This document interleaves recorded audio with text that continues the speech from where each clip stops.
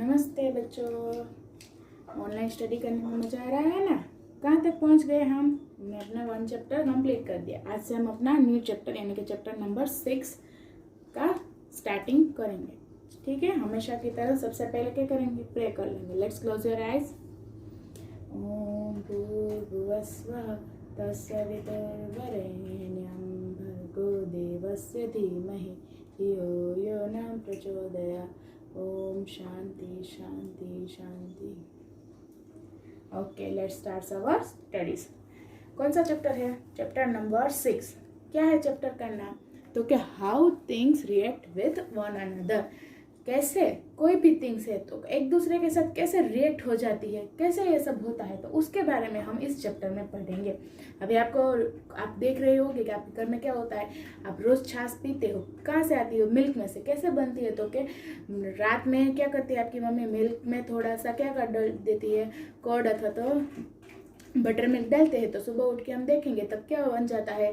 Curd बन जाता है। तो कैसे दो चीजें एक दूसरे के साथ रिएक्ट हो गई, तो कैसे एक दूसरे के साथ थिंग्स रिएक्ट हो जाती है, वो भी automatically without any process doing by us. हम वहाँ पे कुछ जस्ट हमने उसके अंदर थोड़ा सा मिल्क के अंदर बटर मिल्क डाला तो वो क्या बन जाता है? कर्ड बन जाता है। फिर हमने कुछ किया, उसके बाद हमने तो ओवरनाइट रख दिया, लेकिन वो ऑटोमेटिकली क्या हो गई? तो क्या मिल्क में से कर्ड बन गए। तो ऐसे दो थिंग्स कैसे अपने आप रिएक्ट हो जाती है एक दूसरे के साथ, तो इसके बारे में हम इस चैप्टर में पढ़ेंगे। ये भी चैप्टर बहुत ही इंटरेस्टिंग चैप्टर है, इसीलिए हम स्टार्टिंग में सभी थोड़े इंटरेस्टिंग चैप्टर लेंगे तो आपको भी पढ़ाई करने में थोड़ा मजा आएगा। चलो हम स्टार्ट करते हैं अपने इंट्रोडक्शन में हमें क्या दिया गया है?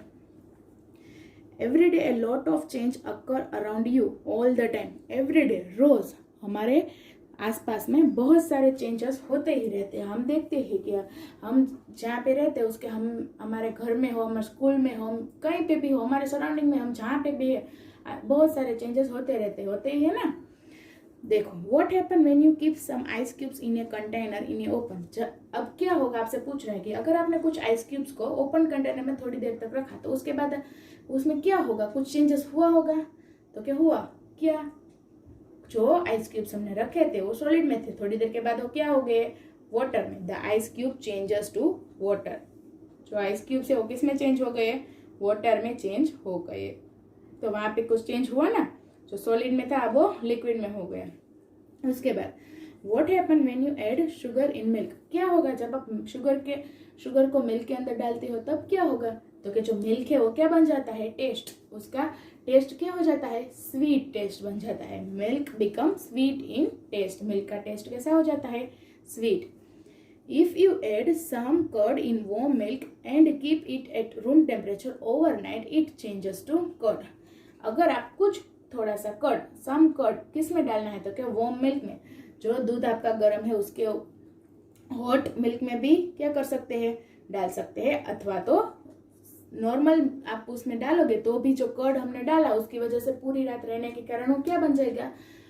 पूरा का पूरा मिल्क चेंजेस इनटू कर्ड हो जाएगा ना। तो वहां पे भी कुछ रिएक्शन हुई है ना, एक दूसरे के साथ दो थिंग्स क्या हो गई? रिएक्ट हो गई।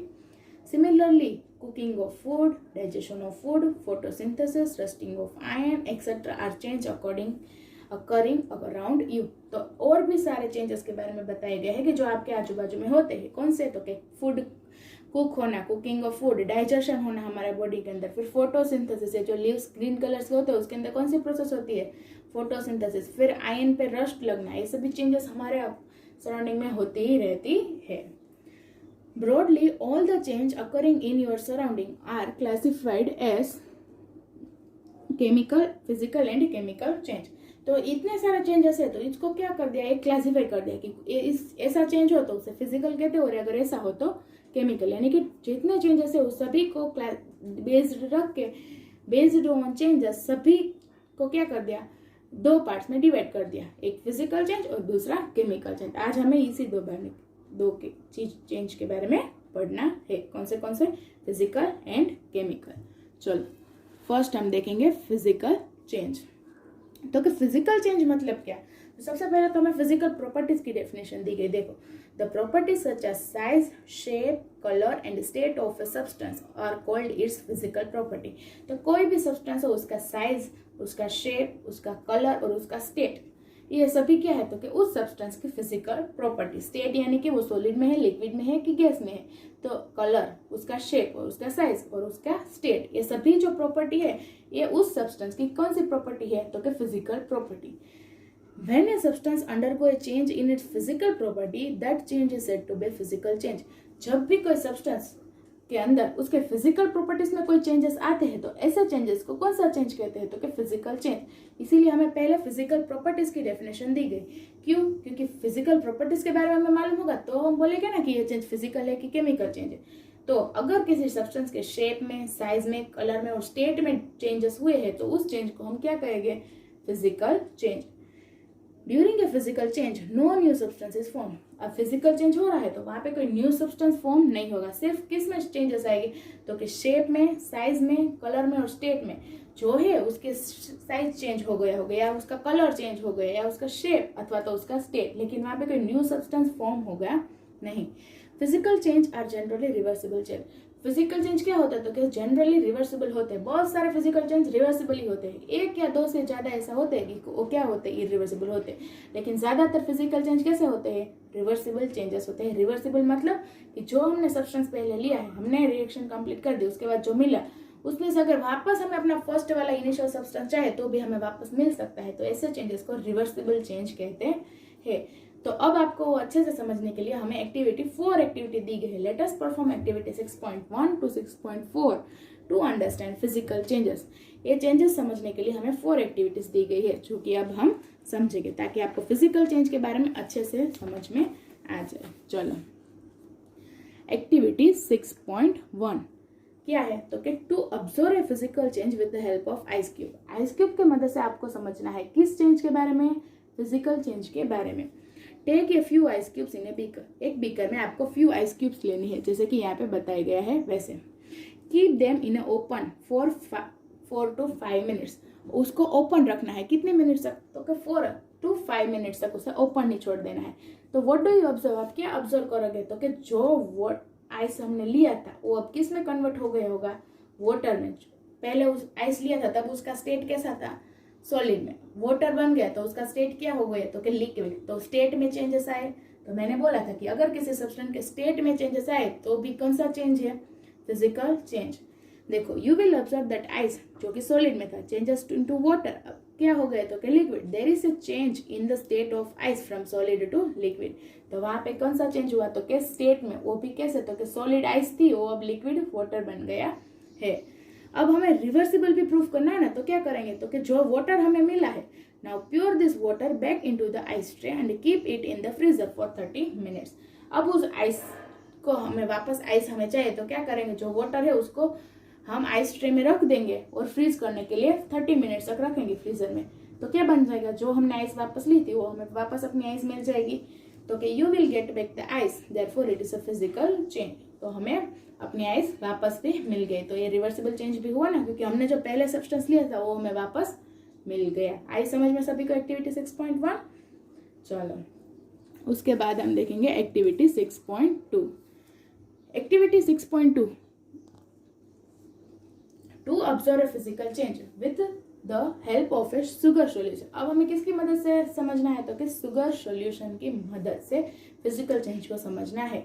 कैसे, तो कि take 100 ml of water in a beaker. एक बीकर में 100 ml वाटर लेना है। Dissolve a spoonful of sugar into it. उसके अंदर एक स्पून क्या डिसोल्व करना है, तो कि शुगर। तो कि व्हाट डू यू गेट, आपको क्या मिलेगा, अगर हमने शुगर को डिसोल्व कर दिया पानी के अंदर तो क्या मिलेगा, तो कि सोल्यूशन बन जाएगा किसका, तो कि शुगर एंड वाटर का सोल्यूशन हमें मिल जाएगा। अब हमें वापस अपना शुगर चाहिए तो क्या करेंगे, तो कि now heat this solution over a burner for some time. अब हम उस सोल्यूशन को बर्न करेंगे तो क्या हम देखेंगे कि जो वाटर है वो स्लोली एवोपरेट होता जाएगा, वाटर स्टीम की तरह एवोपरेट होता जाएगा। तो लास्ट में क्या बचेगा, हमारा जो शुगर हमने डिसोल्व किया था वो शुगर हमें उस कंटेनर के बॉटम में पड़ा हुआ मिलेगा। You will observe that slowly the water evaporates and the sugar is left at the bottom. क्या हमें मिलेगा, तो हमारा जो शुगर पार्टिकल्स है वो हमें वापस उसके बॉटम में मिल जाएगा। What do you get, you will be able to get back sugar. आपको अपना शुगर वापस मिल गया तो आप क्या कहोगे, तो क्या फिजिकल चेंज है।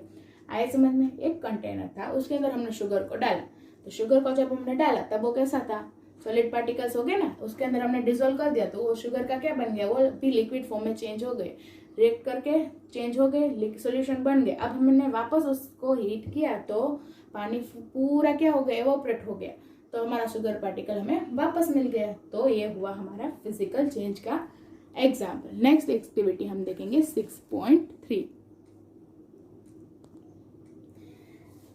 To observe a physical change with the help of a paper. Paper की मदद से हमें एक फिजिकल चेंज को समझना है। देखो क्या करना है, एक स्क्वायर पीस ऑफ पेपर, कोई भी स्क्वायर शीट का पेपर हो उसे आपको लेना है, उसके अंदर स्टार्स को ड्रॉ करना है जैसे कि यहाँ पे बताए गए हैं। फिर क्या करना है, जिससे आपने स्टार ड्रॉ किया है उतने पार्ट को क्या कर देना है, उसके आउटलाइंस को अलोंग देयर आउटलाइंस उसे कट कर देना है। मतलब कि आपने यहाँ पे स्टार ड्रॉ किया है तो ये पार्ट पूरा आपको क्या कर देना है, कट करके निकाल लेना है। आपने निकाल लिया तो क्या बन गया, उसके शेप में चेंज आ गए। पहले स्क्वायर शीट का पेपर था, अब हमने उसके अंदर स्टार्स ड्रॉ करके हमने वापस निकाल लिया तो अब स्टार शेप में आ गए, मतलब कि शेप में चेंजेस हो गए, तो फिजिकल चेंज हुआ। लेकिन now try to join all the piece of paper by keeping them on a table. लेकिन अब हमें वापस उस स्टार्स को उस पेपर के अंदर ज्वाइन करना है, और जो हमारा पहले व्हाइट शीट का पेपर था वैसा हमें चाहिए तो मिलेगा। Can you join all the piece of paper to get back the original piece of paper? क्या हमें मिलेगा ऐसा कि आप कर सकते हो? कोई पेपर आपने लिया, उसको आपने कट किया, उसके अंदर कुछ ड्रॉ करके आपने कट कर लिया, तो अब आपको वापस वो चाहिए तो आपको मिलेगा? तो नहीं मिलेगा कि you can not join the stars on the paper. आप नहीं ज्वाइन कर सकते ना। देखो, you will observe that all the piece of paper cannot be joined to get back the original piece of paper, but each piece of paper retains the property of original paper। आप देख सकोगे कि जो आपने cut किए हैं stars, उस paper को आप ओरिजिनल पेपर के ऊपर क्या नहीं कर सकते, ज्वाइन कर सकते नहीं हो। लेकिन आप ये भी देख सकते हो कि जो स्टार्स के आपने कट करके लिया उस पेपर की प्रॉपर्टी और जो पेपर बचा हुआ है उसकी प्रॉपर्टी, दोनों प्रॉपर्टी सेम ही होगी, दोनों में मॉलिक्यूल सभी सेम ही होगी ना। क्योंकि आपने मानो कि इस पेज में से आपने कुछ यहाँ का पार्ट आपने कट करके ले लिया, तो जो पार्ट आपने कट करके लिया उसकी प्रॉपर्टी और जो बचा हुआ पेपर है उसकी प्रॉपर्टी दोनों सेम ही होगी कि नहीं होगी? समझ में आ रहा है ना? तो the size and shape of the paper have changed but not the physical property, therefore it is a physical change. तो हमने सिर्फ उसके शेप में चेंज किया, लेकिन उसकी फिजिकल प्रॉपर्टी क्या है, मतलब कि जो पेपर में जो मॉलिक्यूल्स है वही सब उसके अंदर है। तो इस चेंज को कौन सा चेंज कहते हैं? Physical change. ये रिवर्सिबल चेंज नहीं है, लेकिन फिजिकल चेंज तो है ही ना। क्यों? क्योंकि जो पेपर में से हमने कट करके बाहर निकाला, दोनों क्या है, उसके शेप में चेंजेस आ गए ना। तो ये हुआ हमारा फिजिकल चेंज का थर्ड एक्टिविटी। अब हम देखेंगे activity 6.4, to observe physical change with the help of a chalk dust. आपको एक्टिविटी किसके हेल्प से समझनी है? तो क्या चॉक डस्ट के। चॉक पेस्ट तो सभी ने देखे ही होंगे। चलो, crush some piece of chalk into dust. क्या करना है? चॉक को डस्ट करना है, मतलब उसको क्रश करना है। हम क्रश करके डस्ट बनाते हैं ना, वैसा।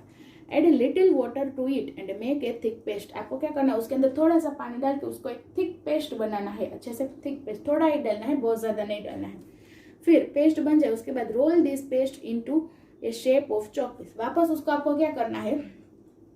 चॉक पीस के शेप में उसको आकार देना है और उसको 30 मिनट्स के लिए ड्राई करने के लिए रखना है अंडर ए फैन। तो आपको क्या मिलेगा? तो आपको अपना ओरिजिनल चॉक पीस मिल जाएगा। तो ये भी फिजिकल चेंज है। क्यों? क्योंकि पहले हमने सॉलिड में जो चॉक लिया था उसके अंदर थोड़ा सा क्रश करके उसके साइज में चेंज करके उसके अंदर वाटर डाल के हमने पेस्ट बना दिया, तो उसके स्टेट में भी चेंज आ गए। वापस हमने क्या किया? तो कि उसको उसी का आकार देके, उसी का शेप देके ड्राई करने के लिए रख दिया, तो वापस हमें अपना चॉक पीस वापस मिल गया। तो इस चेंज को भी क्या कहते हैं? Physical change. तो अब आपको फिजिकल चेंज समझ में आया। उसके बाद हम देखेंगे केमिकल चेंज। चलो, केमिकल चेंज। तो केमिकल चेंज क्या है? When two or more substances react in such a way that there is a formation of one or more new substance, the change is called a chemical change or a chemical reaction। क्या बोला है? तो कि when two or more substance, जब दो से ज्यादा substance react करते हैं, वो भी कैसे? तो कि that there is a formation of one or more new substance, जब दो से ज्यादा सब्सटेंस रिएक्ट करते हैं और वहां पे वन अथवा तो एक से ज्यादा सब्सटेंस फॉर्म भी हो है, वो भी कैसे? तो कि न्यू। तो ऐसे चेंज को कौन सा चेंज कहते हैं? केमिकल चेंज, अथवा तो उसे केमिकल रिएक्शन भी कहते हैं। क्यों? क्योंकि दो अथवा तो दो से ज्यादा सब्सटेंस वहां पे रिएक्ट किए और उस रिएक्शन के कारण हमें एक या एक से ज्यादा सब्सटेंस, न्यू सब्सटेंस हमें फॉर्म हुए मिले। तो फिजिकल चेंज में क्या होता था, तो कि न्यू सब्सटेंस नहीं मिलता था, जो सब्सटेंस है उसके शेप, साइज एंड कलर में चेंजेस आते थे। लेकिन केमिकल चेंज में क्या होता है, तो कि न्यू सब्सटेंस ही मिल जाती है, पूरी की पूरी प्रॉपर्टीज ही चेंज हो जाती है। तो ऐसे चेंज को क्या कहते हैं, केमिकल चेंज। समझ में आ रहा है? During a chemical change, the reactant undergo changes to form products. Chemical change में क्या होता है, जो रिएक्टेंट होता है वो अंडरगो चेंजेस, उसके अंदर चेंजेस आते हैं। क्या करने के लिए, तो कि प्रोडक्ट को फॉर्म करने के लिए। रिएक्टेंट के अंदर चेंजेस आता है क्या करने के लिए, प्रोडक्ट को फॉर्म करने के लिए। वो भी कब, तो कि जब केमिकल चेंज हो रहा है तब। तो कि chemical changes are generally irreversible. Chemical changes क्या होता है, जनरली इरिवर्सिबल ही होते हैं, क्योंकि अगर न्यू सब्सटेंस फॉर्म हो गए तो उसके अंदर से हम वापस अपना इनिशियल सब्सटेंस तो पा ही नहीं सकते, वो तो कॉमन है। तो पहले हम देख लेंगे, यहाँ पे हमें आया रिएक्टेंट, प्रोडक्ट और इरिवर्सिबल चेंज। तो उसकी डेफिनेशन क्या है वो देख लो, क्या है देखो। रिएक्टेंट किसे कहते हैं, तो कि a substance that takes part in reaction and undergo a change is known as reactant. तो कि ऐसा सब्सटेंस जो केमिकल रिएक्शन के अंदर पार्टिसिपेट होता है, लेकिन उसी के अंदर चेंजेस आते हैं, अंडरगो चेंजेस। हमने बोला नहीं कि रिएक्टेंट के अंदर चेंजेस आते हैं तभी क्या बनता है, प्रोडक्ट। तो ऐसा सब्सटेंस जिसके अंदर चेंजेस आते हैं और वो केमिकल रिएक्शन में पार्टिसिपेट होता है, उसको क्या कहते हैं, रिएक्टेंट। रिएक्टेंट हमारा स्टार्टिंग मटेरियल होता है, यानी कि वो हमारा फर्स्ट इनिशियल सब्सटेंस होता है, उसके अंदर चेंजेस करके हमें अपना प्रोडक्ट मिलता है। प्रोडक्ट यानी कि फाइनल सब्सटेंस। इस प्रोडक्ट यानी कि the substance that is formed during a reaction is called product. यानी कि जब रिएक्शन कंप्लीट हो जाती है तब जो नया सब्सटेंस मिलता है ना, वो हमारा प्रोडक्ट। और irreversible change यानी कि a change in which we cannot get back the initial substance by reversing the action is an irreversible change. irreversible change मतलब कि ऐसा चेंज जिसके अंदर हम अपना इनिशियल सब्सटेंस वापस पा सकते नहीं है। अगर हमने एक्शन को रिवर्स भी कर डाला ना, यानी कि हम आगे से पीछे गए और वापस पीछे से आगे आए, तो भी हमें अपना इनिशियल सब्सटेंस वापस मिलेगा नहीं। ऐसे चेंज को कौन सा चेंज कहते हैं, इरिवर्सिबल चेंज। अब वापस हम अपने टॉपिक पे आ जाता है। देखो, burning of pepper, spoilage of food, cooking of food, digestion of food, photosynthesis, curdling of milk, ripening of fruit, rusting of iron, etc. are chemical changes. ये सभी हमें केमिकल चेंजेस के एग्जाम्पल दिए गए हैं। पेपर को बर्न होना, food का स्पॉइल होना, कुक होना, फूड का digestion, photosynthesis, milk, curdling of milk, ripening of fruit, rusting of iron etcetera. सभी समझ में तो आ रहा है ना। बर्निंग ऑफ पेपर मतलब पेपर को हमने बर्न किया, जला डाला, तो क्या बन गया, ऐश बन गया। स्पॉइलिंग ऑफ फूड, हमने जो खाना पकाया वो हम देखेंगे, हमने बाहर ही रख दिया, एक दिन के बाद देखेंगे तो फूड क्या हो गया, स्पॉइल हो गया, वो खाने लायक नहीं रहा। कुकिंग ऑफ फूड, हमने जो कच्चे वेजिटेबल्स ले उसको हमने कुक कर दिया, अब हमें वापस अपने कच्चे वेजिटेबल्स चाहिए तो मिलेगा, तो उसके अंदर क्या हो गए, तो क्या केमिकल चेंजेस हो गए हैं। वो फूड अब कुक पक गया है, अब उसे हम कच्चा वापस नहीं बना सकते। फूड का डाइजेशन होना, हम जो खाना खाते हो डाइजेस्ट हो गया, अब हम वापस जो खाना हमने खाया उसे हम बाहर निकालना, तो ऐसा होता है कि जैसा डाला था वैसा ही निकल गया, तो वो डाइजेस्ट हो गया। फोटोसिंथेसिस, जो लीव्स होते हैं सनलाइट के पड़ने से कारण वहाँ पे ग्रीन लीव्स मिलते हैं ना हमें, जो उसके अंदर क्या बनता है, तो कि पेड़ है वो फोटोसिंथेसिस के कारण और ग्रोथ होने लगता है। अब हमें वो पेड़ वापस छोटा सा करना है तो क्या वैसे ही बन जाता है वो। ऐसा होता है कभी कि फोटोसिंथेसिस के कारण जो पेड़ बड़ा हो गया वो अपने आप थोड़े दिन में छोटा हो जाता है। तो ये सभी क्या होते हैं, केमिकल चेंज, जिसमें हमें वापस इनिशियल सब्सटेंस अपना मिलता नहीं है। मिल्क, कर्डलिंग ऑफ मिल्क, हमने मिल्क में से कर्ड बना लिया, वापस हमें कर्ड में से मिल्क चाहिए, मिलेगा नहीं मिलेगा।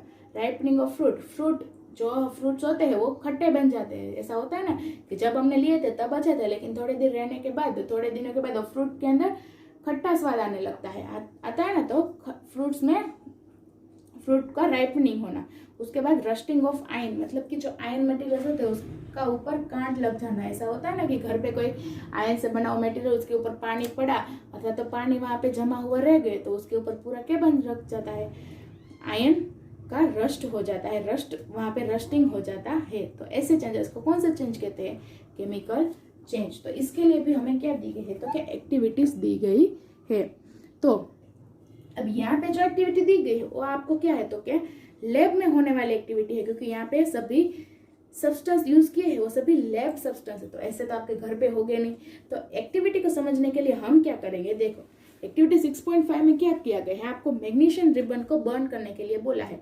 तो मैग्नीशियम रिबन तो होगा नहीं आपके पास, आप क्या कर सकते हो, कोई पेपर ले सकते हो, उसको बर्न करो। बर्न करने के बाद देखो पूरा पेपर बर्न हो जाएगा, तो वहां पे आपको क्या पड़ा हुआ मिलेगा, तो क्या ऐश पड़ा हुआ मिलेगा ना। पेपर का जो बर्न हुआ और ब्लैक कलर का जो मिलता है सब्सटेंस पेपर बर्न होने के बाद, वो हमें मिल गए। तो वहां पे क्या हो गया, केमिकल रिएक्शन हो गई, किसके बीच में, पेपर प्लस हीट। पेपर को हमने हीट किया तो क्या बन गया, उसका ऐश बन गया। तो अब हमें उस ऐश में से वापस अपना पेपर चाहे तो मिलेगा, नहीं मिलेगा। तो वो कौन सा चेंज है, केमिकल चेंज। तो समझ में आया, ये एक्टिविटी आप घर पे नहीं कर सकते, इसीलिए इसके बदले मैग्नीशियम रिबन के बदले मैंने आपको किसका एग्जांपल दिया, तो क्या पेपर का बर्न का। पेपर बर्न हुआ था तो कोई क्लॉथ हो उसको हम बर्न करेंगे, तो उसमें भी क्या होगा, बर्न होने के बाद उसका जो सब्सटेंस हमें मिलेगा वो भी ब्लैक कलर के जैसा ही होगा ना। उसमें से हमें वापस अपना जो क्लॉथ हमने लिया था वो चाहिए तो मिलेगा, तो क्या नहीं मिलेगा। तो इस ऐसे चेंजेस को कौन सा चेंज कहते हैं, केमिकल चेंज। समझ में आया। और एक एक्टिविटी दी गई है जिसमें आपको दिया गया है क्या, तो क्या 2 टाइप्स ऑफ सॉल्यूशन। वो सॉल्यूशन भी आपके घर पे हो गया नहीं, कॉपर सल्फेट सॉल्यूशन के बारे में बोला गया है।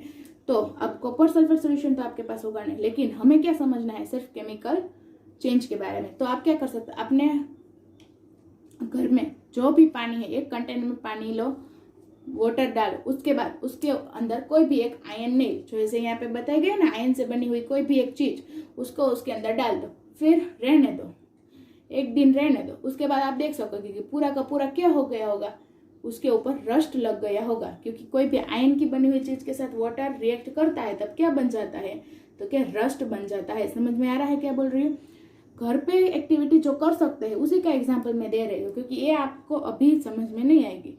तो पानी है, उसके अंदर आप आयन नेल डालोगे और पूरा रात एक दिन रहने दो 24 आवर्स। उसके बाद क्या होगा, तो क्या उस जो आयन आपने डाला था बिल्कुल वैसा का वैसा नहीं रहेगी, उसके ऊपर क्या रख जाएगा, पूरा का पूरा कांट लग जाएगा, रस्टिंग वहां पे हो गई होगी। तो ये हुआ हमारा 6.6 एक्टिविटी, क्या समझने के लिए, तो क्या केमिकल चेंज।